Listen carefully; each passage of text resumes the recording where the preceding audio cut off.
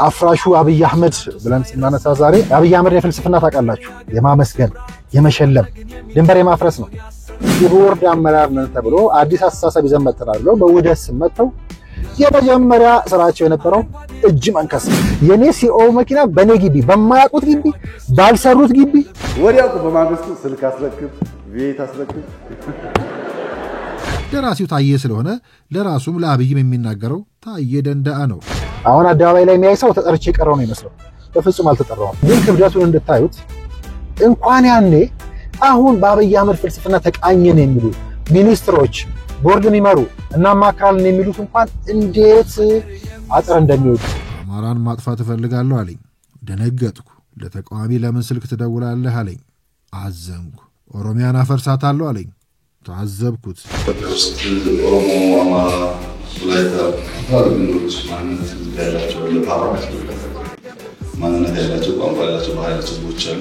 ምቀኞቻችን ካጋሮ ጀምረው ሰንሰለት ዘርግተው አዲስ አበባ ደርሰዋል። ሁሉንም እንወዳቸዋለን እናመሰግናቸዋለን። ምክትሎችን በሙሉ ኃላፊዎችን በሙሉ እንደ ሌባ የተረከቡ ሰዎች ግቢውን እንኳን ያኔ ዛሬ ማያውቁትም ድሮ ማያውቁትም ነበር። ተበድረን ተለክተን ያቀናነው ግቢ እኮ ነው። ያሉንኩት ፓርቲ አባልም ያሉንኩት እንኳን በረንድ የሚገቡኝ በእነኚህ ማሳያዎች መጨራሽ በሆዴ ወድቄ ያላቀ።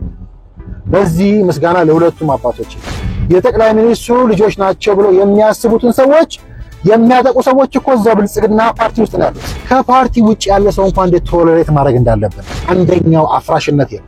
ቂምን ማፍረስ፣ በቀልን ማፍረስ፣ በሐሳብ ከሚለያየም ጋር መስራት። ሰውየው ያለ ተነጥፈን ሰግደን ስናበቃ ዞር ሲል ደግሞ በጣም ረጋሚ ነው። ሰዎች አረጋኛ ነው ሰዎች አንዲት አዲስ ህልም የለም። አይገርምም? በህልሙ ራሱ ያኔ ተጠንሶ ተነድፎ ያለቀ ነው። የእናቴ ምትክ ከሚላት ባለቤቱ የአብራኩ ክፋይ ከሚላቸው ልጆቹ ጋር እንዴት ነው ግን የሚኖረው ጎበዝ? ከሚኒ ሚዲያነት ወደ ሚዲያነት ተሸጋገር ነው ተቋም ነው። ትላንትም ልጆቼ ናቸው አልታ ሰራተኞች፣ ዛሬም ልጆቼ ናቸው፣ ወደፊትም ልጆቼ ሆነው ይቀጥላሉ። እነ ባልቻን ፍለጋ እነ በላይን ፍለጋ በድለው እና አብይ በነደሚሱ ተበድሏል የሚል እምነት ነው ያለኝ በግሌ። ሙከራን 2-3 እያን ነው ገና አፍራሹ የምለው አንዱ አብይ አህመድ እዚህ ውስጥ አለ። ድንበር ያፈርሳል። አብይ አህመድ ውስጥ ድንበር የለም። እሱ ብቻ አይደለም፣ ቂም የለም፣ አይመለከተኝም የሚባል ነገር የለም።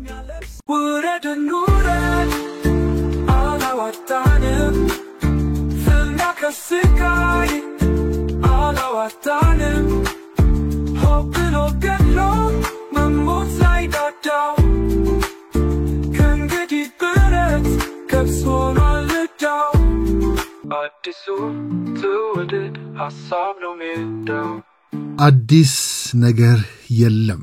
በታዬ በኩል ዛሬም አጮልቀን ሀገራችንን ወቅታዊ ጉዳዮችን እናያለን። ከዛ በፊት ግን ይቅርታን ጠይቃለን ተመልካቾቻችን፣ የሐሳብ ሜዳ ታዳሚዎች፣ ቤተኞቻችን። በትላንትናው ዕለት በባልቻ በኩል አጮልቀን ወቅታዊ ጉዳዮችን ለማየት በጠነኛ የዶክመንተሪ ጥንቅር ነበረንና ከዚህ በፊት የነበረ ስራ ስናቀርብላችሁ በተሟላ መልኩ ትላንትና ወደ እናንተ ሳይደርስ ቀርቷል። በአንዳንድ አለመግባባቶችም በፕሮዲውሰሮችም የመረዳት ችግር ትላንትና ወደ እናንተ የደረሰው በነባልቻን ፍለጋ ሙሉ ምስሉ አለ። ወደ እናንተ የደረሰው ደግሞ ባስቀመጥነው ርዕሱ ላይ አፍራሹን አብይ ፍለጋ ሄደን ከዛ በኋላ ገዳዮቹን አሳዳዮቹን ስንገልጽ ስናጋልጥ ብለን በነባልቻ በነራስ ኃይሉ በኩል በነበላይ ዘለቀ በኩል አጮልቀን ያየነው ብዙ ነበረ። በድብቅ የተቀረጸ ያልነው የኔና የታዬ ቪዲዮስ ራሱ የትኛው ነው የሚለው እሱን ራሱን የሚገልጸው ጉዳይ በአግባቡ ወደ እናንተ አልደረሰም ብለን እናምናለን። ስለዚህ ከፍተኛ ይቅርታን ጠይቃለን። ግን ከመጠነኛ ዛሬ ከማቀርበው አስተያየት ቀጥሎ የትላንትና ቃል የገባነው ነባልቻን ፍለጋ ወደ እናንተ የሚደርስ ይሆናል። ከሐሳብ ሜዳ ጋር ናችሁ፣ አብራችሁን ቆዩ። በታዬ በኩል ዛሬ ማጮልቀን ስናይ አዲስ ነገር የለም፣ አዲስ ነገር አያችሁ ወይ፣ አዲስ ነገር አለ ወይ ብለን የተወሰኑ አስተያየቶችን እንደሚከተለው ለማለት ወደናል።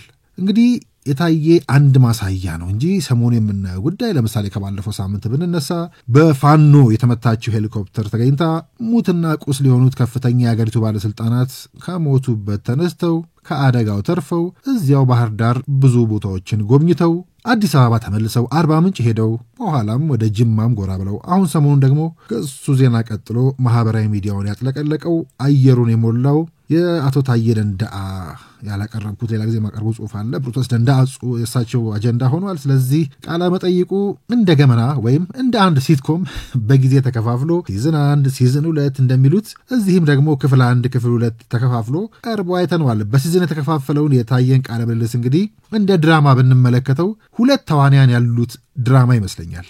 2 ብቻ። እነሱም ማን ናቸው? ታዬ ደንደአና ዶክተር አብይ አህመድ ብቻ ናቸው። ሌላ ማንም የለም። ሌላ ታዛቢም የለም፣ ተመልካችም የለም፣ ተናጋሪ የለም። የምናየው 2ቱን ብቻ ነው፣ ታዬና አብይን። የምንሰማው 2ቱን ብቻ ነው፣ ታዬና አብይን። አሁንም 2ቱ ብቻ ናቸው የሚናገሩት። የምንሰማው 2ቱን ብቻ ነው፣ የሚናገሩት 2ቱ ብቻ ናቸው። ደራሲው ታዬ ስለሆነ ለራሱም ለአብይም የሚናገረው ታዬ ደንደአ ነው። እዚህ ድራማ ላይ ተናጋሪው ታዬ ብቻ ነው፣ ሰሚውም ታዬ ነው፣ ተከራካሪም ፈራጅም ራሱ ታዬ ነው። አብይ አንዱ ተዋናይ ቢሆንም የሚናገረው በታዬ አንደበት ነው፣ የሚያየው በታዬ አይን ነው፣ የሚሄደው በታዬ እግር ነው፣ የሚያስበው በታዬ ጭንቅላት ነው። የራሱ አይን፣ የራሱ አንደበት፣ የራሱ ምንም ስለሌለው አብይ ድራማው ላይ በቃ ታዬ ራሱ ነው። አብዛኞቹ ቀሽም ድራማዎች ላይ ግንባር ቀደሙ ተዋናይ ደግ፣ ሩህሩ፣ ጨዋ፣ ቅን ወዘተ ሲሆን እንደምናየው ተቀናቃኙ ተዋናይ ክፉ፣ ሸረኛ፣ ተንኮለኛ ወዘተ ሲሆን ወይ ደግሞ እንደዛ ሆኖ ጥቂት የደግነት ባህሪያት በተን ይደረግበታል። ለምሳሌ ቀናተኛ፣ ሸረኛ ቢሆንም ወላጆቹን የሚያከብር ጎረቤቶቹን የሚወድ ሆኖ ጥቂት ውለታ ይዋልለታል። በታዬ ድራማ ውስጥ መሪ ተዋናዩ ታዬ ከደግም ደግ የደግ መጨረሻ፣ ቅን፣ ለሀገር አሳቢ፣ ለወገኖቹ ተቆርቋሪ፣ ሐቀኛ፣ መለኛ ሆኖ ቀርቦ አብይ ግን ያው ሙሉ ለሙሉ ጥቁር ከታች እስከ ላይ ሙሉ ለሙሉ እስከ መጨረሻው ቀብቶ ተንኮለኛ፣ ክፉ፣ ጨካኝ፣ ሸረኛ፣ ምቀኛ የዓለም ኃጢአቶችን ሁሉ የተሸከመ ዲያብሎስ አድርጎ ይስለዋል። ከድራማው ቃለ ተውኔት እስኪ አንዳንድ ክፍሎችን ለአብነት እንመልከት። አንተ ሞኝነህ አለኝ፣ ገረመኝ። አማራን ማጥፋት እፈልጋለሁ አለኝ፣ ደነገጥኩ። ለተቃዋሚ ለምን ስልክ ትደውላለህ አለኝ፣ አዘንኩ። ኦሮሚያን አፈርሳታለሁ አለኝ፣ ታዘብኩት። ፍቅር ነው ዋናው አለ። ፍቅር በምን ይለካል? ሰሜን ዕዝ እንዲመታ ያደረግነው እኛ ነን። የትግራይ ኮማንደሮች እስከ 10 አለቃ ድረስ የእነሱ ነው። ያ ጦርነት ባይፈጠር የእኛን ሰዎች ማስገባት አንችልም። ስለዚህ ጦርነቱ አስፈላጊ ነበር አለን። ይህን ሰራዊት ሌላውን ለመጠበቅ እዛ ሄዶ ለምን ይተኛል? 2 ድራማው ውስጥ ከታየ ውጭ ማንም ስለሌለ ከሱ ውጭ ማንም ስለማያወራ የሚገረመው፣ የሚቆጨው፣ የሚጠይቀው አንድ እሱ ብቻ ነው። ሌላ የሚናገር ሰው የለም፣ ሌላ የሚጠይቅ የለም።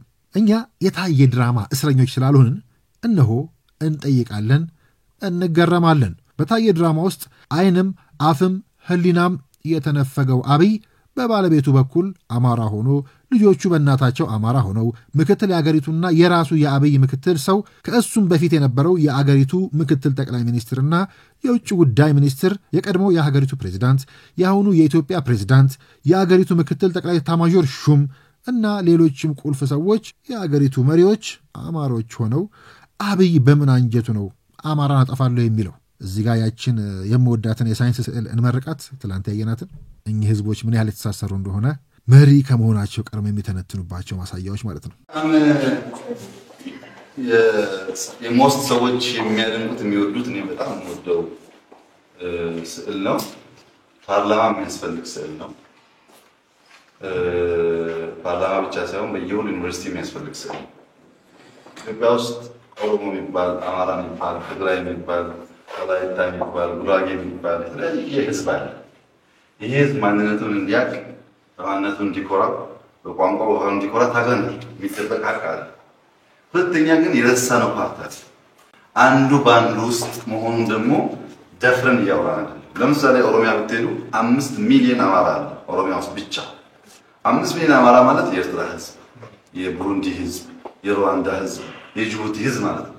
አሁን የጅቡቲ ህዝብ ዛሬ እልቅ ቢል ዓለም አይናወጥም? ይናወጣል አይደል?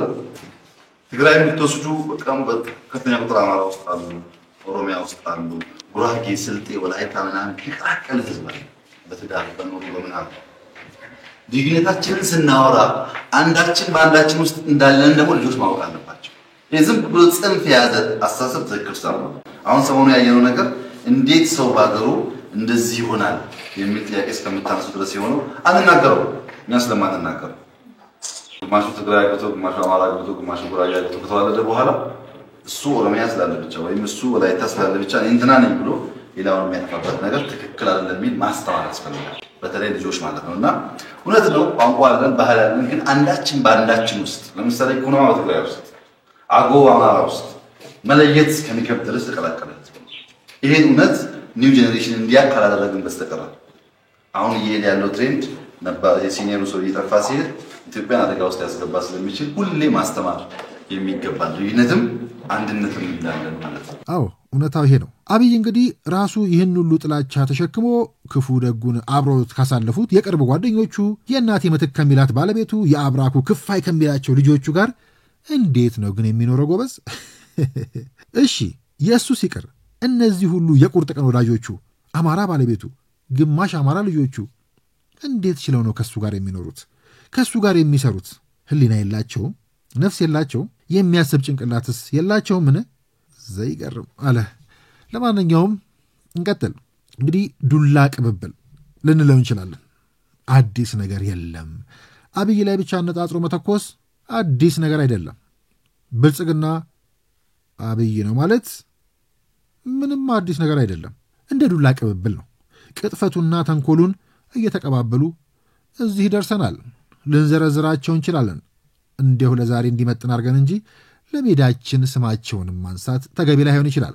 ያው ጃዋር እንዲህ ባለ ጉዳይ ተክኖበታል፣ ልደቱም ሰልጥኖበታል፣ ደጉ ደጋግሞታል፣ ተንኮለኛው ሚዲያ ተራቆበታል።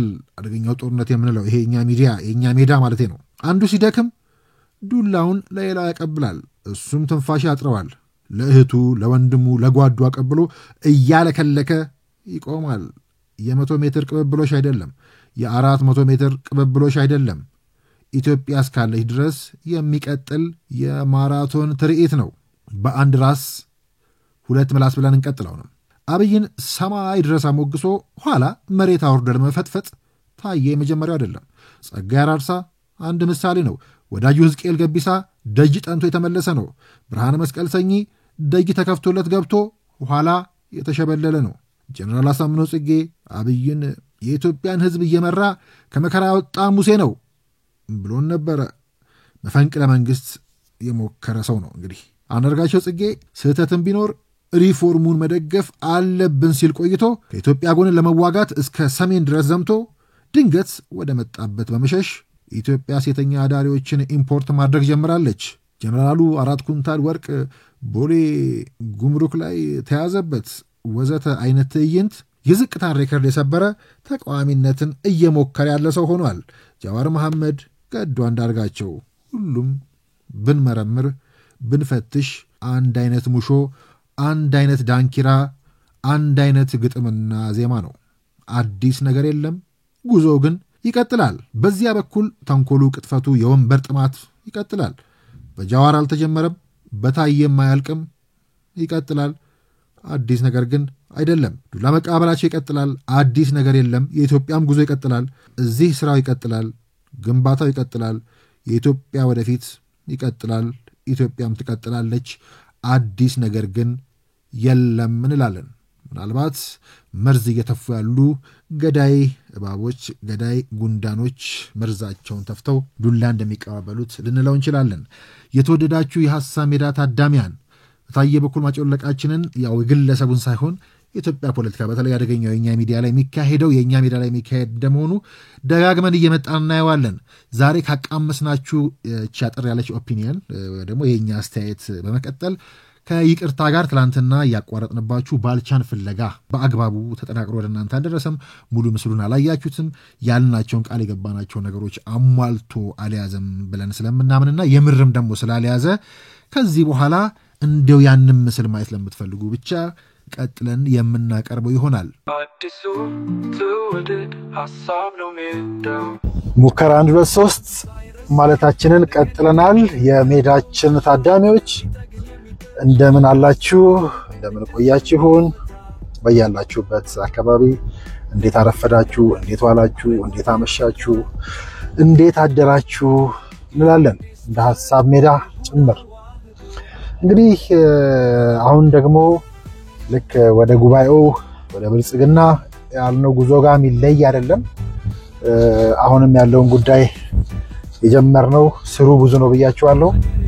እሺም ክቡር ጠቅላይ ሚኒስትር ዶክተር አብይ አህመድን ማወቅም ማግኘትም እሳቸው ልጅ መሆንም እሳቸው እንደ አባት ማግኘትም እርካታ ብቻ አይደለም። ልክ እንደ አንድ ሀገር እና እንደ ተለመደ ሀገር አፍሪካ ሀገር ቅንጦት ብቻ አይደለም፣ ምቾት ብቻ አይደለም፣ ቅብጠት ብቻ አይደለም፣ ብቻ አይደለም ሳይሆን የሉም እነኚህ የምላቸው ነገሮች እዛ ውስጥ እንዳልኩት ነው። እሳቸውን ማወቅ ዕዳ ወይስ በረከት መርገምት ምናምን የሚለውን ቃላት መርጠን እዛ ድረስ ከማንጸር የሚያስኬደው ብዙ ስር ያላቸው በጣም ጥልቅ ስር ወደፊት በእርግጥ በዝርዝር የሚሄድበት ጉዳይ ስለሆነ ማነካው እንጂ ሆን ብዬ ዲፕሎማሲ ይለዋለሁ። ዲፕ ነው የምለው ጥልቅ ዲፕሎማሲ። እንኳን እሳቸው ልጃቸው እኔ ስትራቴጂ ወደ መንደፍ እንኳን ያሸጋገሩኝ ጥልቅ ሰው ናቸው። ለዚህ ማሳያዬ ብዙ ነው። አፍራሹ አብይ አህመድ ብለን ስናነሳ ዛሬ ብዙ ነገር የሚያፈርሰውን አብይ አህመድ ነው የምናነሳው።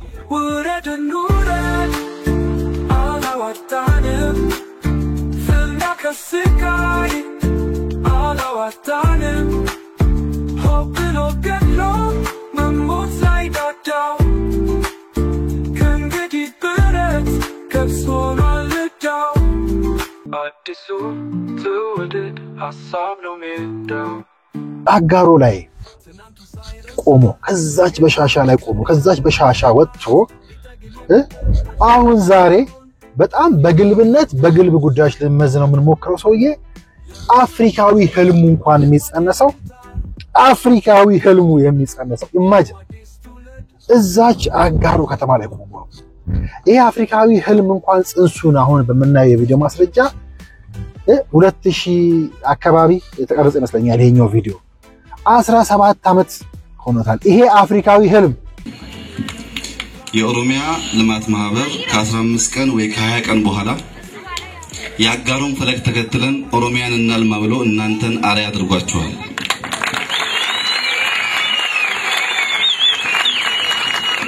አሁን እኔ ናፈቀኝ ኢትዮጵያ አጋሩን መቼ አሪያ ታረጋለች? አፍሪካ አጋሩን መቼ አሪያ ታረጋለች? መቼ ነው አፍሪካ አጋሩን አሪያ የምታደርገው ይላል። እጅግ በጣም ይሄ ከገባን አስደንጋጭ ህልም እኮ ነው። እሱ ብቻ አይደለም። እዚሁ ቪዲዮ ላይ የማስታውሰው እዚሁ አጋሩ ላይ ቆሞ ካወሩት ውስጥ አንዱ ክሳችን እንኳን እንዴት ነው ማይቀየረው? ይሄን ንግግሬን ብዙ ቪዲዮዎች ላይ ያነሳሁት ይመስለኛል፣ ፍለጋ ላይ የሚያነሳሁት ይመስለኛል። እንዴት ክሳችን እንኳን ቆሞ ጠበቀ ማለት ጠቅላይ ሚኒስትሩ የምንከስበት ጉዳይ ያኔም የትኛውንም መንግስት ወይ ደግሞ የትኛውንም አካል የምንከስበት መሆኑ ከዛ አልፎ ግን ጠቅላይ ሚኒስትሩ ላይ ያኔም ጥርስ የነከሱ አካሎች በተላላኪነት ለስርዓቱ ይላላኩ እንደነበረ ጥርስ የነከሱባቸው አካላት እንደነበሩ እሳቸው ገና አጋሩ እያሉ አጋሩ ላይ በሚሰሩት ጉዳይ እንኳን አዲስ አበባ ላይ ሴራ ይጠነሰስ እንደነበረ በቪዲዮ ማስረጃ እናያለን። ጠላቶቼ ሰንሰለታቸውን ዘርግተው አዲስ አበባ ደርሰዋል። ምቀኞቻችን ከአጋሮ ጀምረው ሰንሰለት ዘርግተው አዲስ አበባ ደርሰዋል። ሁሉንም እንወዳቸዋለን፣ እናመሰግናቸዋለን። በፊት ከጀመርነው ከሄድነው ከዚህ ጉዳይ ጋር ይቅርታ፣ ፍቅር፣ አንድነት የሚናፍቃቸው ሰው መሆናቸው የምታዩት ያን እንኳን በልጅነታቸው ቂም በቀል ምናምን ሲጠብቁ ግን ምክሬኑና አብረን አጋሩንና አብረን እንስራ ብለው ያን የሚጋብዛሉ። ጠላትነታቸውን እያወቁ አዲስ አበባ ድረስ መጥተው እንደሚላላኩ እያወቁ ተላላኪ የሚሏቸውን ሰው የዛሬ 17 18 ዓመት እንኳን በተላላኪነት የሚረብሿቸው ሰዎችም ነበሩ። ግን ደስ የሚለው ምን ይላሉ? ካልሆነ ይላሉ ብቅ ጥልቅ እዚህ ጋር ታገኙታላችሁ፣ ማንንም አያቆመኝም ይላሉ። አቤት ልዩነት! ግን አንድ ነገር ላረጋግጥላቸው ፈልጋለሁ። ይሄ ልማት በየትኛውም ቋንቋ በየትኛውም ምክንያት አይቆምም። ተቃዋሚዎቻቸው ከሳቸው ከዛሬ 17 18 ዓመት ራሱ በጣም የዘገዩ ናቸው። ይሄ ልዩነት አስቡት። ደግሞ በዚህ ዘመን በጠቅላይ ሚኒስትሩ ፍጥነት ልክ አሁን እንደሚባለው ያን የሚሰራውን ልማትም 17 ዓመት በፊት ፕላዝማ ሲተክሉ ፕላዝማ ልማት ነው ወይ? ይሄ ነገር ሲያደርጉ ይሄ ልማት ነው ወይ? የምርጫ ጓጓታ ነው፣ ሆይ ነው፣ ለምርጫ ነው። ይሏቸው ነበር። እሳቸው ሳይሰሙ እስከዛ ድረስ የተራመዱበት። እኔና ያጋሩ ህዝብ ልናመሰግናቸው የምንፈልጋቸው ሰዎች አሉ። እነዚህ ሰዎች ፕላዝማ ሲተከል ፕላዝማ ልማት ነው ወይ? የሆስፒታል ቦታ ስንረከብ ሆስፒታል ልማት ነው ወይ? አጋሩ አትለማም ምርጫ ነው ሆይ ሆይ ነው ላሉን በሙሉ በጣም እናመሰግናቸዋለን። አንዲት አዲስ ህልም የለም። አይገርምም? በህልሙ ራሱ ያኔ ተጠንሶ ተነድፎ ያለቀ ነው እና አታስቆሙኝም። ከዛ የልማት ስልቱ ይላሉ ብቅ ጥልቅ ነው። ፀሐይ ብቅ ስትል እንገናኝ ይላሉ። ትንሹ አብይ አህመድ ማለት ነው። ገና በወጉ ዳይሬክተር እንኳን ያልነበሩት አብይ አህመድ ማለት ነው። ያኔ ጠላት ተፈልፍሎ ማለት ነው። ከዛስ ያንን እንደሚሻገሩት ማወቃቸው፣ አፍሪካን መወጠናቸው። ይሄ ወደ ምን ይወስደኛል? በጣም ወደምወደው ምዕራፍ፣ ወደ አፍራሹ ደጋግሜ እሄዳለሁ። ግን አሁን አቋድሳችኋለሁ። ስክሪፕቱን በተወሰነ መልኩ ባቋድሳችሁ ደስ ይለኛል። አፍራሹ የምለው አብይ አህመድ አለ። ይህንንም ጉዳይ ከዛው ለመጀመር ለምሳሌ ብዙ ነገር ነው የሚያፈርሱት አብይ አህመድ። በነገራችን ላይ ለምሳሌ ይሄን ማሳያችሁ ነው። ፎቶዎች፣ ምስሎች የወሰድኳቸው እኔ ነኝ። ባለፈው እንደነገርኳችሁ አሁን እነኚህ ማወራላቸው ሰዎች ብዙዎቹን አላቃቸው፣ ግን በካሜራ ካስቀርቧቸው ለምሳሌ ይሄ አብይ አህመድ እና አባዱላ ገመዳን በጋራ መታየበት እና ይሄ ፎቶ ከዛ ቪዲዮ ማሳያቸው። ቪዲዮ ላይ ጥልቅ ፍልስፍና አለ። ህልም የላቸውም። ብልጽግና አልተመሰረተም። የእሳቸው ነው ለሚሏችሁ የህልሙን ጥልቀት እናየዋለን። ግን ከመቼቱ እንነሳ። መቼ ነው ይሄ? ያው ምስሉ ላይ የምታዩት ፎቶ ያነሳቸው አባዱላና ክቡር ጠቅላይ ሚኒስትር አብይ አህመድ ያኔ አቶ አብይ አህመድ ነበሩ። ይሄ ማለት መቼ መሰላችሁ? ኤግዛክትሊ አብይ አህመድ ተነስተው ወደ ኦሮሚያ ሄደዋል፣ ተወስኗል። ከሴቲንጉ ከመቼቱ እንነሳ ብዬ እንጂ ሌላ ምን ተነትነው ጉዳይ አለ። መቼቱን እንኳን ብቻ ስናይ ወደ ኦሮሚያ አብይ አህመድ ተነስተው ሄደዋል። በቃ እሱ ብቻ አይደለም። ይሄ ቀን ማለት ከአባዱላ ጋር ቢሮውን እየጎበኙ ያሉት በአጋጣሚ ወደ ኦሮሚያ ሄደዋል። ልክ ወደ ኦሮሚያ እንደሄዱ ሲያውቁ የምታስታውሱ ከሆነ የተወሰነ ቪዲዮ ተቀንጭቦ ወጥቶ ነበረ። አብይ አህመድና አባዱላ ገመዳ አብረው አንድ መድረክ ላይ ቁጭ ብለው ወደ ኢሉባቡር መሰለኝ የሄዱት መጀመሪያ ጉዟቸው፣ ህዝብ ያዋዩበት ማለት ነው። ይሄ ማለት ገና ወደ ኦሮሚያ ሄደው ገና ስልጣናቸውን በተረከቡባቸው መጀመሪያ አልተረከቡም፣ ሊረከቡ ነው፣ ተነስተዋል፣ ተመድበዋል። እዛ የመጀመሪያ ስራቸው ልክ አሁን እንደሚያደርጉት ህዝብ ለማዋየት ከአባዱላ ጋር ይሄዳሉ። ከመሄዳቸው በፊት መጥተው ቢሮአቸውን እየጎበኙ ነው ይሄንን ሹቲንግ የወሰዱት እና አስቡት ሴቲንግ የቆሙት ሳይንስ ነው። የሳይንስና ቴክኖሎጂ አሁን ኢኖቬሽንና ቴክኖሎጂ ሚኒስቴር ግቢ ውስጥ ነው። ወደ ኦሮሚያ ሂዱ ተብለው ሄደዋል። እዚህ ውስጥ ብዙ ቅን ያታዩም። ይሄ ብቻ አይደለም። በነገራችን ላይ ሴቲንጓን ለማሳየት ለምሳሌ ከቋሚ ኮሚቴው ጋር ሌላ ቪዲዮ ጨምርላችሁ ይችላል እዚሁ ላይ። ይሄና ብዙ ማሳያዎችን ሌላ ጊዜ ምን ያለን። ይሄን የሚያደርጉት አብይ አህመድ ከሳይንስ ተነስተዋል። በቃ አገባችሁን ተብሎ ተነስተዋል፣ ሄደዋል። አፍራሹ የምለው አንዱ አብይ አህመድ እዚህ ውስጥ አለ። ድንበር ያፈርሳል። አብይ አህመድ ውስጥ ድንበር የለም። እሱ ብቻ አይደለም፣ ቂም የለም፣ አይመለከተኝም የሚባል ነገር የለም። ግንብ ያፈርሳል፣ ድልድይ ይገነባል። ድልድዩን እንገንባ ግንቡን እናፈርስ እኛን የሰጠነው የሚሉ ሰዎች ኮሚኮች ቤተ መንግስት ከገባ በኋላ የሚያውቁት አማከርን የሚሉ ሰዎች ከገጠሟችሁ ፍርፍር ብላችሁ ሳቁ። አብይ አህመድ በቃልም በተግባርም ሲያደርገው ሲያፈርስ ነው የኖረው። ድንበር አይወድም። እኔ እንዳልኳችሁ በቋንቋ ባንግባባም የሳይንስ ሰራተኛ በሆነም ኦሮሚያ ሄጄ መሰራበት ጊዜ ነበር። እሳቸው ኦልሞስት ተነስተው ሄደዋል። ተነስተው እንደምታዩት በወቅቱ ከዛ በሳቸው ቦታ ሚኒስተር የሆኑ ሰው አሉ፣ ሚኒስቴር ዴኤታው የተሾሙ ሰዎች አሉ። ይሄ ለቋሚ ኮሚቴው ከና አባዱላ ጋርም ያለውን ጉብኝት ሲያደርጉ የምታዩት ተባረው ነው ተነስተው ፈርተው የገፏቸው ጊዜ ማለት ነው። ውስጣቸው ቅንጣት ታክል ቂም ሳይዙ ወደ ማይመለከተኝ የሚባል ነገር የለም። እንኳን እሳቸው ጋር የሰራንና እሳቸው የሰሩ ልጆች በሙሉ ድንበር አናውቅም። ቀድመን የነበርንበትን ተቋም ጥለን ቀድመን የነበርንበትን ተቋም እርግፍ አድርገን ትተን ወደ አዲሱ ቢሮ አንሄድም። ሁለቱ ቢሮ የሚያያዝ ነገር የሚገነባባ ነገር ይኖረዋል። እንኳን ያኔ በኢህአዴግ ጊዜ ነው የምላችሁ እኮ ይሄ ነገር ከባድ መሆኑን ትንሽ ሰፋ አድርጌ ላሳያችሁ። ወደ ራሴ ላምጣው። የምናወራው ነገር በሙሉ በራሳችን ማሳያ ነው። ቦልዶች አሉት፣ የሚታዩ ማሳያዎች አሉት። ባለፈው ስነሳ እንዳልኩት መረር ያለም ጉዳይ አለው።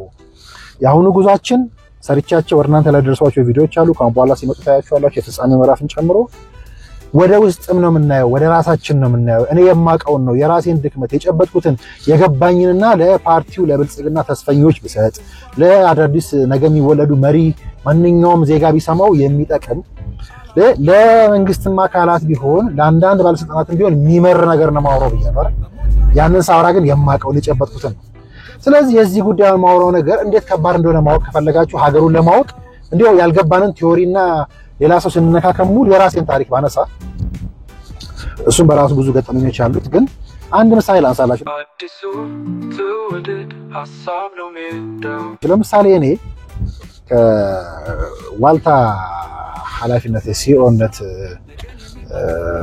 ከመልቀቄ በፊት ወይ ደግሞ ከለቀቅ ቆይቻለሁ በርግጥ ግን ሚዲያውም እንዳወራው ተነሱ ምናምን የሚለው ዜና በሙሉ ውሸት ነበር እሱ ጉዳያችን ስለሆነ እንተው እሱን ግን ተተን አንዲት ነገር ልንገራችሁ ምናልባት ሰውየው ላይ በሆነ ጽሁፍ የተለጠፈች ጽሁፍ ካያችሁ በይፋ እስኪዋሃዱ ጠብቄ ከተዋሃዱ በኋላ እንኳንም ሰመረ በሚል ወደ ግቢ ጎራ ያልኩበት ነበር ልጆቼ ጋር ያው ባለፉት አንድ አመት ኦልሞስት ተቋሙን ለቅቄ ያለው እሱ ዝርዝሩን እንተው ሌላ ጊዜ የሚወራው ነገር በሙሉ ውሸት ነው ወደ አንድ አመት ኦልሞስት ተቋሙ በእጅ አልነበረም የተቋሙ ኃላፊም አልነበርኩኝም በይፋ ግን ስላልተነሳው እስከዚህ እስከማውራበት ቀን ድረስ ስላልተነሳው መላለስ ነበር ልጆችን ፕሮቴክት ማድረግ ነበረብኝ ተቋሙን መምራት አለብኝ ኃላፊነቴን ለመወጣት ስል መላለስ ነበር እሱ ነው እውነታው የነበረው እውነት ማለት ነውና እንደዛ ነው ሳደርግ የነበረው እና በዚህች ቀን ለምሳሌ እንደ ምሳሌ እንዲሆነ ነው ይሄ ምሳሌ ከሰፈሩም ከተቋሙም ከማንነት ጋር የሚያዝ ጉዳዮች ቪዲዮዎችም ትዝ ስላሉኝ ነውና እንዴት ከባድ እንደሆነ እንኳን በዛኔ በብልጽግናው ዘመን እንኳን እንዲህ ያለው ቲንኪንግ እንዴት ከባድ እንደሆነ እሱ ብቻ አይደለም በጠቅላይ ሚኒስትሩ ዙሪያ በሰበሰቡ ሰዎች እንኳን ይሄ ፍልስፍና ገና እንዳልተደረሰበት እንዲገባችሁ ነው እናም በዚህ ቀን ሚዲያው ደልቆ ይወላችሁ ልከሳቸው በወረሰው ፍልስፍና እቃችንን አውሰን ንብረታችንን ሰጥተን ጥሪታችንን አሟጠን ያቆምነው ቤት ላይ የተወራውን ዜና ወሬ በሙሉ ተውት የዚህ ሀገር አንዱ ችግር ነው ብያችሁ በቀል ቂምና ሐሜት የሚነዳ ተቋም በሐሜት ሚዲያ ፖለቲካ ገቨርን እያደረገው ያለው ሐሜት እኔ እንዳልኩት የዚህ ቀን ወደ ዋልታ ግቢ ሄድኩኝ ከተዋሃደ በኋላ ማለት ነው እና ሄድኩኝ ልጆቼም ይፈልጉኛል ፕሮቴክት ማድረግ አለብኝ እኔን የተነሳሁት ብዙ ስብሰባ ነገሮች ስላሉት ስላልፈለኩኝ እኔ ራሴ ነኝ የተውኩት ተቋሙን መጀመሪያ እስከዚህ እስከሚሄድበት ቀን ድረስ ለምሳሌ ቀኑን ኤግዛክትሊ ከተለጠፈው ፖስት ላይ ታዩት ይችላልላችሁ እስከዚህ ቀን ድረስ በደብዳቤ አልተነሳውም በነገራችን ላይ ስለዚህ እኔ እኮት ያንን የምወደውን የጠቅላይ ሚኒስትሩ ፍልስፍናም ጭምር ለማስቀጠል ልጆቼ ይፈልጉኛል ተቋሙ ይፈልገኛል የግድ ወንበር መያዝ አልፈልግም ወንበር መያዝ የለብኝም ኮምበሩ ጋር እንደውም ብዙ ገጽ አለብኝ ስለዚህ ዝም ብዬ ሄድኩኝ ለማገልገል ማለት ነው ሲምፕል ምሳሌ ለማሳየት ነው ይመራል ግን ዋጡት የዚህ ቀን ወደዛ ግቢ ሲሄድ በልጆቼ ላይ የነበረውን ደስታ አቃለሁ በልጆቼ መደሰት ውስጥ ያየሁትን ደስታ አቃለሁ ግቢ ገብቼ ዞሬ አይቼ ስራዬን አንድ ሳምንት ምናምን እንኳን ስለቀረው ግቢው አመዳም ሆኖ አዝኖ ምናምን ግቢው በቃ ተክሎቹ ጠውልገው ከዛሽ እቃ በመቀራመት ላይ ተቋሙን በተረከቡ ማግስት እቃ የሚቀራመቱ ሰዎች መሆናቸው አይደለም መራራውን ነገር ልንገራችሁ ይላሉ ጠቅላይ ሚኒስትሩም ሹመት የኛ ክፋት እኮ ይላሉ ኢሲኤ መድረክ ላይ ይሄን መች ነው የሳይንስና ቴክኖሎጂ ሚኒስቴር ይያሉ ልናየው እንችላለን አቤት ክፋታችን እኮ በነጋታው መኪና አስረክብ ቁልፍ አስረክብ የምንድር ሰዎች ነው ይላሉ I don't know when እዚህ ፊት ለፊት ያሉት ሰውዬ ማን ቀን አይቀርም ደሙ የኛ ክፋቱ ወዲያው በማግስቱ ስልክ አስረክብ ቤት አስረክብ አንድ መራራ ሀቅ ለመንገር ተቋሙ ሚዲያ ላይ በይፋ ተነግሮ ሊዋሃድ ነው ተብሎ እንደነገ ወይ ደግሞ እንደከነገ ወዲያ ከመነገሩ በፊት የኔን የተቋሙ ሲኦ አድራሻው መገኛው የት እንደሆነ እንኳን የማያውቁ አመራሮች መተው አይተው በወጡ ከደቂቃዎች በኋላ የኔ መኪና የኔ ሲኦ መኪና በኔ ግቢ በማያውቁት ግቢ ባልሰሩት ግቢ ተረከበው እንኳን ባገሙት ግቢ የኔ መኪና ይፈተሽ ነበር የኔ ሲኦ መኪና ይሄ መች ነው ብያቸዋለሁ ቅድም ከባድነቱን እንድታውቁ። ተነሳ ብሎ ሚዲያዎቹ እንዲደልቁ ራሱ የውስጥ አርበኛው ዜናውን አሰራው እንጂ አልተነሳውም እኮ በደብዳቤ ራሱ ብነሳ ሊደረግ እኮ አይገባም። ከተቋሙ ሳልነሳ ደብዳቤ እጄ ሳይደርስ በዚህ ባልኳችሁ ቀን ከዛ ምን ተፈጠረ? ጎብኝቼ ስለወጣው ደንግጠው አሁን ተቋሙን በቦርድ ኃላፊነት እንዲበር የተሰየሙ ሰውዬ አንዲት ቀን እንኳን ጠርተው ሳያማክሩ እሰይ ተገኘ ነው ይባላል። በአብይ ፍልስፍና ቢሆን በዙሪያቸው ያሉ ሰዎች እንኳን አያውቋቸውም ብላችሁ እኮ እሰይ ነው የሚባለው አይደል? በተገኘሁበት ቀን ተጣልፈው የስንብት ደብዳቤ ላኩልኝ ማለት ነው። የስንብት ደብዳቤ ላኩልኝ ማለት ነው። እሰይ ማለት ሲገባቸው መገኘት ያስደንግጧቸው ማለት ነው። አብይ አህመድ ፍልስፍናቸው እንዴት ከዚህ እንደሚርቅ አስቡ። ድንበር ማፍረስ ብላችሁ ነው። እነሱ ደግሞ ቃሉ ይሉታል እንጂ ድንበር መገንባት ነው የሚወዱት። ሂዱና ተመልከቱ። እኔም ብቻ አይደለም ምክትሎቼን በሙሉ ኃላፊዎችን በሙሉ እንደ ሌባ የተረከቡ ሰዎች ግቢውን እንኳን ያኔ ዛሬ ማያውቁትም ድሮ ማያውቁትም ነበር። ተበድረን ተለክተን ያቀናነው ግቢ እኮ ነው። ተበድረን የገዛናቸውን መኪኖች ኃላፊ የተገዛ መኪና ከመፈተሽ አልፈው ነጥቀው ክብር የሌላቸው እኔም እንዳልገኝ ያሉትም እንዲማረሩ ያልሰሩት ስራ አልነበረም። ዋናው ጉዳይ ግን ያልኳችሁ ለምሳሌ ደብዳቤ ስለተገኘው ደንግጠው ስንብት ላኩልኝ። አብይ አህመድ የፍልስፍና ታውቃላችሁ፣ የማመስገን የመሸለም ድንበር የማፍረስ ነው። ሽልማት መርሃ ግብሩ ላይ ታውት አንደኛ መሸለም ያለብኝ እኔ ብቻ ያለው እኔ ቤቱን አልሰራሁትም። እኔ አለቃ ነበርኩ እንጂ ምክትሎች ያቀኑት ግቢ ነው። ከሚኒ ሚዲያነት ወደ ሚዲያነት ያሸጋገር ነው ተቋም ነው። የሌሎቹ አለመሸለም ሲያናደኝ አለመመስገን መሸለም ተውት፣ ምንም ሽልማት የለውም። ምስጋና በምስጋና ቃል አልተጠራውኝ። አንድ ምለው ነገር አለ። ታላቁ ትርክትና የታላላቆቹ ትርክት ምለው አለ። የውስጥ አርበኛው ደግሞ ይፈጥረው ትርክት አለ። አሁን አደባባይ ላይ የሚያይ ሰው ተጠርቼ ቀረው ነው ይመስለው። በፍጹም አልተጠራውም። ምስጋና ብለው የሆነ ሰርቲፊኬት ፈርመው ተመሰገነ ብለው ሚዲያ ላይ ፖለቲካች አልተጠራውኝ። ከተማ ውስጥ ነበርኩ። ማንም አልጋበዘኝም ወደ ግብዣው። እንዴት ይሄንን አሁን ማነሳ ጉዳይ ከባድ ለመሆኑ ነው የኔን መራራ ሀቅ ማንሳት ማልፈልገው መራራ ሀቅ በስፋት የተጻፈውን ሀቅ ማነሳላችሁ። በተገኘውበት ቀን ደንግጠው እንዳልገኝ ደብዳቤ ሰጡኝ። አልተሰናበትኩም። ከዛ በፊት ሚዲያው ተሰናበተ፣ የዋልታው ሲኦ ተባረሩ ምናምን ውሸት ነው። ማንም አላባረረኝም። ከዛ በፊት አካሄዱ ሮንግ ስለነበረ ከዚህ ቪዲዮ በፊት ቀርጥኳቸው ቪዲዮዎች አሉ እናንተ ያልደረሱ ያልኳችሁ እሱ ውስጥ አለ ዝርዝሩ። ግን ክብደቱን እንድታዩት እንኳን ያኔ አሁን በአብይ አህመድ ፍልስፍና ተቃኘን የሚሉ ሚኒስትሮች ቦርድ የሚመሩ እናማክራለን የሚሉት እንኳን እንዴት አጥር እንደሚወዱ እንዴት ማፍረስ ከባድ እንደሆነ እንደማይችሉ እንዲገባችሁ ነው መራራ ሀቅ ማለት ነው። ይሄን መራራ ሀቅ በመናርምቀው መሰላችሁ አሁንም እዛው ሰፈር ይወላችሁ አሁን የመጠቅስላችሁ የዋልታ ግቢ ጀርባ የሳይንስና ቴክኖሎጂ ሚኒስቴር የነበረው አሁን የኢትዮጵያ ባዮቴክኖሎጂ ኢመርጂንግ እና ባዮቴክኖሎጂ ኢንስቲትዩት ነው ያለበት እና ፕሮፌሰር ካሳሁን እሱ ህንፃ ላይ ነበሩ አብይ አህመድ ሲሾሙ የገቡት። እሱ ብቻ አይደለም የህንፃውን ታሪክ እንተውና ከህንፃው ፊት ለፊት ያለው ሆቴል ውስጥ እንግባ። ግሎባል ሆቴል ግሎባል ሆቴል አቤት ግጥምጥሞሹ ግን ይገርማል።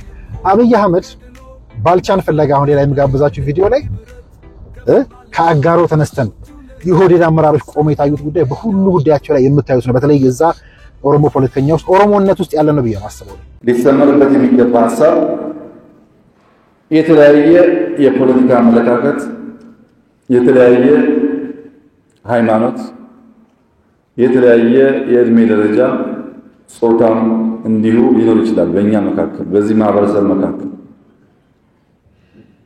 ይሄንን ራዕይ ለማሳካት ግን የሐሳብ ልዩነት አትላርጅ መኖር የለበትም።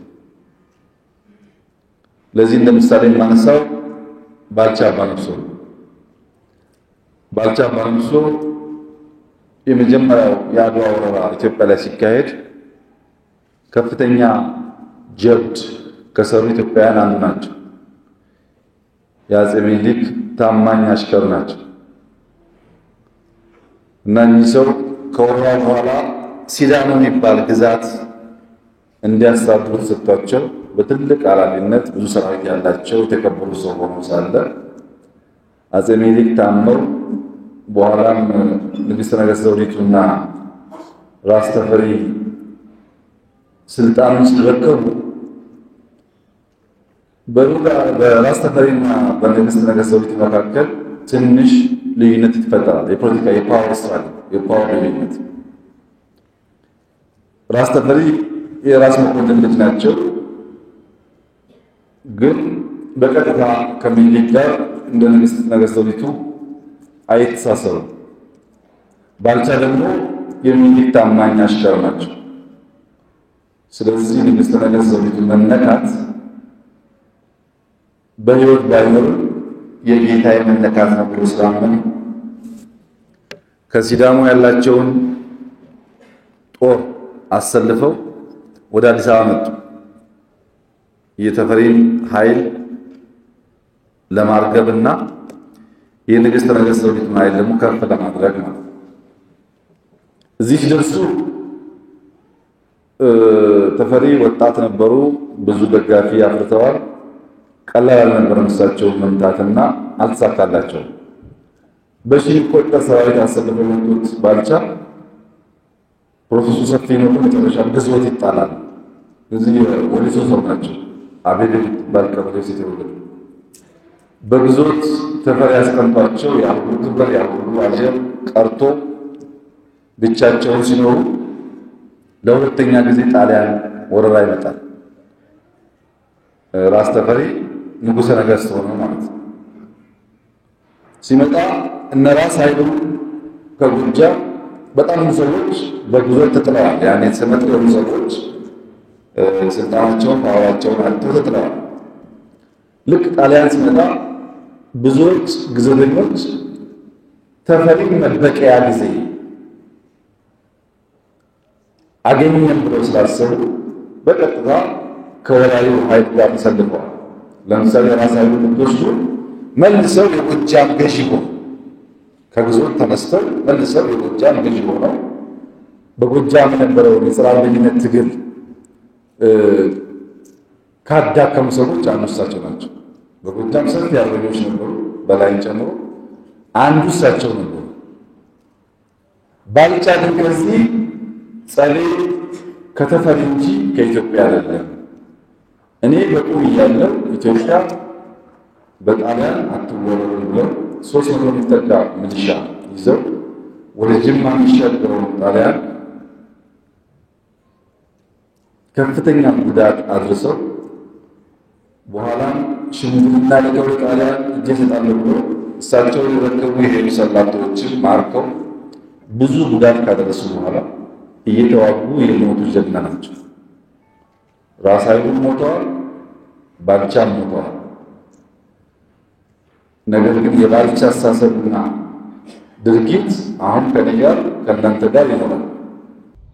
እዛ አዳራሽ ውስጥ ነበር የመጀመሪያ ሳይንስና ቴክኖሎጂ ለመረከብ ሲሉ ስብሰባ ያደረጉት ከሳይንስ ማህበረሰብ ጋር ተጠሪ ተቋማቶቹ በሙሉ የሳይንስን የሰበሰቡት ማለት ስራ ከመጀመራቸው በፊት የሚገርመው እኔም የስንብት ደብዳቤ ሳይጻፍልኝ የኔን ልጆች የአሁኑ የቦርድ አመራሮች የዋልታን ሰራተኛ የሰበሰቡትም እዛው ሆቴል ነበር። አንድ ቦታ ላይ ሁለት የተለያየ ዘመን የአንድ ሰውና ከአንድ ሰው ጋር ያሉ የሚመስሉ ሰዎችን ልዩነት እዚህ ጋር እያየን የተነሳንበትን ጉዳይ አፍራሹን እናርምቀው። አብይ አህመድ እዚህ መድረክ ላይ አንድ አይደለም ሁለቴ አንድን ሰው ያነሳሉ። ማንን? የወቅቱ የሳይንስና ቴክኖሎጂ ሚኒስቴር የነበሩት እና የተነሱትን ወይዘሮ ደሚቱ ሀምቢሳ ያነሳሉ። ምን ብለው? አንድም ሰው እዚህ ቤት በክፉ ስማቸውን እንዲያነሳ አልፈቅድም ይላሉ። ስለ ወይዘሮ ደሚቱ ምንም አይነት ሐሜት አልፈልግም። የመጣን ሰው ሰማይ የሄደን ሰው ምድር ያስገባችሁ መኖር የለመዳችሁ ሰዎች ካላችሁ አደገኛ ቫይረስ ነው። ሰውየው ያለ ተነጥፈን ሰግደን ስናበቃ ዞር ሲል ደግሞ በጣም ረጋሚ ነው። ሰዎች አደገኛ ነው። ሰዎች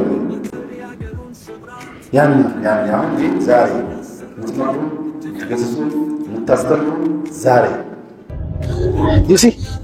ይሄን ማድረግ ቀላል ይመስላችኋል? በዚህ ሴረኛ ተንኮለኛና የተተበተበ ማህበረሰብ ውስጥ ይሄን ማንሳት ቀላል መስሏችኋል? ብዙ ሺህ ገጽ የምናወራው ጉዳይ ይሄ ነው። እነ ባልቻን ፍለጋ ምለው እዚህ ነው። ስለ ቲም ወርክ ሲያነሱ ዛሬ በፖለቲካ አመለካከት አይደለም አንድ ፓርቲ ውስጥ ያለ አንድ ዙሪያ ፒኤሙ ዙሪያ ያለ ሰው የጠቅላይ ሚኒስትሩ አዎንታዊ አስተሳሰብ ለሳቸው አላቸው ብለው የሚያስቡትን ሰው የጠቅላይ ሚኒስትሩ ልጆች ናቸው ብለው የሚያስቡትን ሰዎች የሚያጠቁ ሰዎች እኮ እዛው ብልጽግና ፓርቲ ውስጥ ነው ያሉት። አብይ አህመድ ግን ከ10 ምናምን ዓመት ተመልሰን እንደው የዛሬ ምናልባት 7-8 ዓመት ወደ ኋላ 9 ዓመት ሄደን እንኳን ብናይ በዚህ ደረጃ ይቅር ማለታቸው ስማቸው አታውስ ማለታቸው ብቻ አይደለም። እኔ እንኳን በማውቀው ማስረጃ ደግሞ አንድ አብይ ያለ አስተሳሰብ ያላቸው ሰዎች በቁራኛ የሚያዩ ከዛም ቀደም ብሎ ዲፖዲር በፊት የነበሩ አመራሮች እነ ለማና እና አብይ ራሱ ወደ ስራ አስፈጻሚ ሲገቡ ለመጀመሪያ ጊዜ ትንሽ ፈገግ ያሉበት ምክንያት እኮ ያንንም እነሱ ተገፉ እና መለየት መገፋፋት ሁሉ ነበረበት። አብይም በጥርጣሬ ነው የሚያዩት። ያም ሆኖ ግን አብይ ገና ከሳይንስ ተገፍ የሳይንስና ቴክኖሎጂ ሚኒስቴር ተደርገው ሲላኩ ወደ ከመሄዳቸው በፊት ዩሲ በድላው እና አብይ በነደሚሱ ተበድሏል የሚል እምነት ነው ያለኝ በግሌ። እነ ክብርት አምባሳደር ናቸው አምባሳደር ደሚቱ አንበሳ እሱ ሌላ ታሪክ እንመጣበታለን። እዛ ውስጥ ነው ይሄን ጉዳይ ማየው እና ያነሳል። ስለነሱ አይደለም የሳቸውን ስም አታንሱ ማለት ብቻ አይደለም። ስለ ቲም ወርክ ቲም ስፒሪት እንዴት ቲም ወርክ እንደሚሰራ ሲያነሱም የወይዘሮ ደሚቱን ስም አሁንም ያነሱና ከዛ አልፎ ግን ስለ ቲም ወርክ ቲም እንዴት ነው የሚመሰረተው ብለው ከፓርቲ ውጭ አሁን እንዳልኳችሁ ፓርቲ ውስጥ ያለ ሰው የሚኮረኮመን አይደል ከፓርቲ ውጭ ያለ ሰው እንኳን እንዴት ቶለሬት ማድረግ እንዳለብን የሚገርመው ገና የሳይንስና ቴክኖሎጂ ሚኒስቴር በሆኑበት ዘመን በጥርጣሬ በሚታዩበት ዘመን እንኳን የፖለቲካ ልዩነቶችን እዚህ አናምጣቸው አቻችለን እንሂድ የሚሉበት ዘመን ያ ዘመን ነው። ከምንም በላይ ግን እንዳልኳችሁ የቀድሞዋን አመራር የሚከስ የሚወቅስ አልፈልግም እዚህ ብሎ ሌላ ጊዜ የምናየው የሰራተኛው ባህሪ ራሱ በምድር ላይ ባሉ እንስሳት በሙሉ ይመስላሉ። የኢትዮጵያ ሕዝብ ባህሪን የበረንብ የሚገልጽ ቀላል የሚመስል ግን በጣም ከባድ እውነት እዛ ውስጥ አለ። ዛሬ ደሚቱ አንበሳ ዛሬ አይደለም ጠቅላይ ሚኒስትሩ ወደ ስልጣን ሲመጡ ገረፉ፣ አስገረፏቸው፣ አሳሰሯቸው። ምን ያደረጓቸው? የካቢኔ ጉዳዮች ሚኒስትር ያደረጓቸው። ከዛ ዛሬ ናቸው ደሚቱ አንበሳ ሚኒስትር አምባሳደር ሆነው አውሮፓ ላይ አብይን በደንብ እያገዙ ነው ያሉት። ይሲ አንደኛው አፍራሽነት ነው። ቂምን ማፍረስ፣ በቀልን ማፍረስ፣ በሐሳብ ከሚለያየን ጋር መስራት እንኳን ጓዳቸውን ሊገፉ እንኳን ጓዳቸውን ሊገድሉና ሊያስገድሉ የገረፉ ያስገረፏቸውን ጭምር ይቅር ብለው ከዛ ጋር መስራት የሚያስችል አደገኛ በጣም ምናልባት ጥቂት ኢትዮጵያውያኖች ልናረግ የምንችለው ብዙዎቻችን ማድረግ የሚከብደንን ይቅርታ፣ ፍቅር፣ መደመር ሲሉ ተረት እኔ ፖለቲከኛ ያልሆንኩት ፓርቲ አባልም ያልሆንኩት እንኳን በደንብ የሚገቡኝ በእነኚህ ማሳያዎች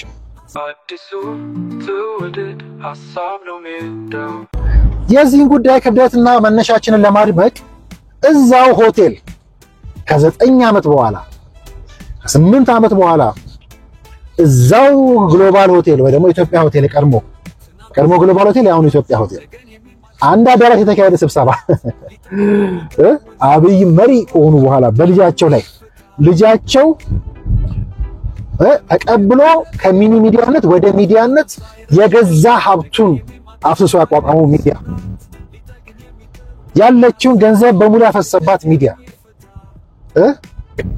ምንም ከነመፈጠሩ ሞቶ የነበረን ሚዲያ ያነሳውን ሰውዬ እንኳን ያኔ ዛሬም ለካሜራው ሳንቲ ሽራፊ ክፍያ ያልተከፈለው ሰውዬ ዛሬም ድሮኔ እዛው ያልወሰድኩበት ብዙ እሱ አያስፈልግም ስለራስ ማውራት።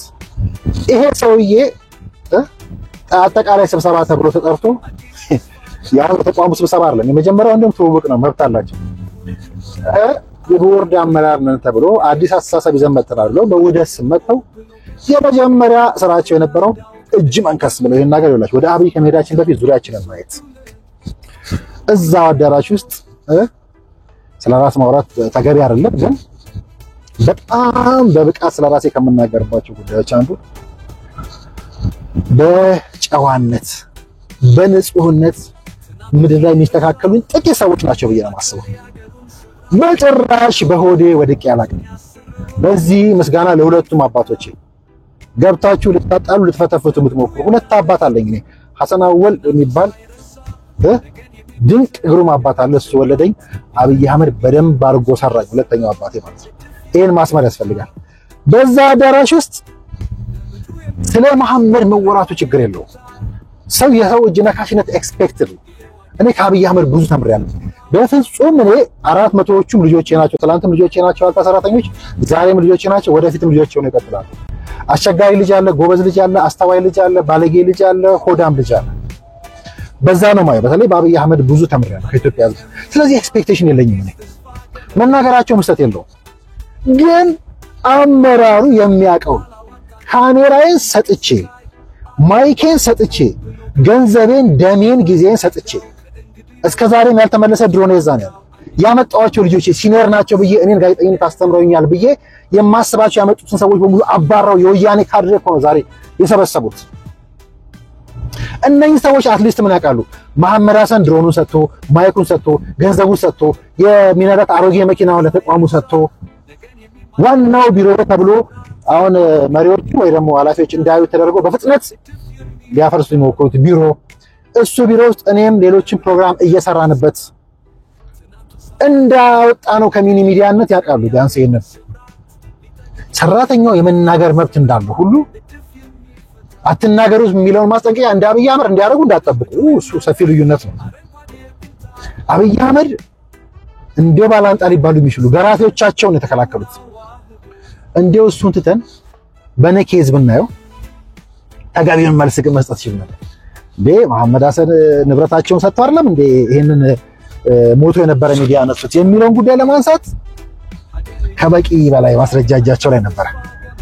ይሄ ሌላ ብዙ የሚወራ ስራ ነው። ትንሿን የነገርኳችሁ ለምን ማንጸሪያ ስለሆነ የምኑ ስነሳ ያሳዩዋችሁ ከአባዱላና አብይ ግቢ ውስጥ የሚታዩበት ከቋሚ ኮሚቴ ጋር የሚያደርጓቸውን እንቅስቃሴዎች ያሳየሁበት ድንበር አፍራሽነታቸው ቢገፉም ደግሞ ጊዜውን አስቡት። ሳይንስ ላይ በጣም አውትሻይን አድርገው ሰርተው ለውጡን በደንብ እያበሰሉ ያለበት ጊዜ ተገፍተው ነው የሄዱት። ከዛ ወደ ኦሮሚያ ሲሄዱ ማለት ነው። ከዛ ኦሮሚያ ላይ ህዝብ ላይ ያወያዩ ከሰዓት ሊሄዱ ነው ጧት ያን ቢሮ የሚጎበኙት። እዚህ ውስጥ ጽናታቸውን ፈልጉ። የነኝህ ሰዎች የምንንቃቸው አብይ አህመድንም ከሱ ባሻገር ያሉ ሰዎች ነው። አባዱላም ያኔ አብሮ ሊያወያይ ከሄደው ውስጥ አንዱ እሱ ነው። ይሄ ስንመለስ ቪዲዮ ውስጥ የሚያወሩት ጉዳይ የህልም ጉልበት ይላሉ ክቡር ጠቅላይ ሚኒስትሩና በዙሪያቸው ያሉ ሰዎች አንዳንድ አቀቦቶችን ሲያጋሩን፣ እኔ ግን የህልም ጥልቀት ነው የምለው። የብልጽግናን የህልም ጥልቀት ሁሉ የምናየው አሁን ይሄ ምስሉ ላይ ቀጥሎ የሚያብራራቸው ጉዳዮች ናቸው። ኦሮሞ፣ አማራ፣ ወላይታ ባለግሎች ማንነት ያላቸው ቋንቋ ያላቸው ባህል ያላቸው ሰዎች አሉ። ግን ብቻቸው አንድ ባንድ ውስጥ ነው። አማራ ውስጥ ምናምን አብሮ ስለሆነ ዲፍረንሳችን ብቻ ሳይሆን በውስጥ መሆናችን ይህ ሲቆረጥ ብዙ የሚጠቅሎች እንዳሉ ማስተዋል አፍራሹን የአህመድ ልጅ አብይ አህመድ የህልሙን ጥልቀት ሁሉ የምናየው ይሄ ልክ ባለፈው ከአጋሮ ጉብኝት እንደተመለስኩኝ በቀደመው ፕሮግራም ላይ እንዳሳየዋችሁ ሁሉ ይሄም ከሱ ጋር የሚያያዘው ነው። ቀጥሎ ደግሞ እዛ ውስጥ የሚያወሩት ሁሉ የብልጽግናን የህልም ጥልቀትና የሰውየውን የህልም ጥልቀት የነኝ ሰዎችንም ህብረት ቀድመው ኢትዮጵያዊነትና ህብረ ብሔራዊነት ላይ እየሰሩ ለመምጣታቸው እኔ ከባዱ ከምለው የአብይ አንዱ ኳሊቲና ፍልስፍና ውስጥ አፍራሽነት አንደኛው ብዙ የአፍራሽነት መልኮች አሉ መጽሐፍ ውስጥ እሱን የምናነሳበት ነው። አፍራሹ አብይ አህመድ እነ ባልቻን ፍለጋ እነ በላይን ፍለጋ እነሱን የሚያስፈልጉን እነሱን ፍለጋ ገና እየጀመርን ነው። እንዳልኳችሁ ነው አብይ አህመድ የሚሸሸው ለዚህ ነው። ወደ ብዙ ሌላ መስመሮች ይወስደኛል፣ ብዙ የቤት ስራዎችን ያሸክመኛል በአንዲት ጉዞ። ስለዚህ አፍራሹና አብይ አህመድ ገና ማየት አልጀመርንም፣ አልጨረስንም ሳይሆን ገና አልተጀመረም። ይህንን የአፍራሽነት ጉዞ ይህን የነባልቻን ፍለጋ ጉዞ ለማ ባስደነበረኝ ቀን የአባዱላን ልጆች ፍለጋ የምንመረምርባቸው ምዕራፎች በሙሉ እያጠናከርን እየመጣን እናየዋለን። ይህንን ለማየት ከለውጡ በኋላ ያለውን ጊዜ ብቻ ማየት እንኳን በቂ ነው ብዬ አስባለሁ። ከዚህ ባሻገር አፍራሹን አብይ አህመድ ወደ ስልጣን ከመጡ በኋላ እንደው ተጋርደናል ከተባለ በየመድረኩ ባደረጓቸው ንግግሮች ውስጥም ፈልገን የምናገኘው ነው። ሙከራን 2-3 እያለ ነው ገና እኛም አልጀመርንም። ተመላልሰን የምናየውና የምናደምቀው ነው። ጉባኤና ምርጫ ለነግርግር ለሌቦች ይመቻል። ስለዚህ እየመጣን እነሱን መግለጣችንን እንቀጥላለን። የሰላም ጋዜጠኝነት የማንደራደርበት መርሃችን ነው። ለዚች ሀገር ቁልፉ ነገር ሰላም ነው ብለን እናምናለን። ሁሉም ነገር ከሀሳብ ይጀምራል። በተረፈ ኢትዮጵያችን በእኔና በእናንተ በሙሉ ልጆቿ ጥረት ታፍራና ተከብራ ለዘላለም ከመኖር የሚያግዳት አንዳች ኃይል የለም ብለን እናምናለን። ለአብሮነታችሁ ድጋሚ አመሰግንኩኝ። ሙከራ 1 2 3 እያልን መመላለሳችንን ግን እንቀጥላለን። ሰላም ቆዩ። አላዋጣንም ፍላከስካይ አላዋጣንም ሆብሎ ገሎ መሞት ላይ ዳዳው ከእንግዲህ ብረት ከብሶናል ልዳው አዲሱ ትውልድ ሀሳብ ነው ሜዳው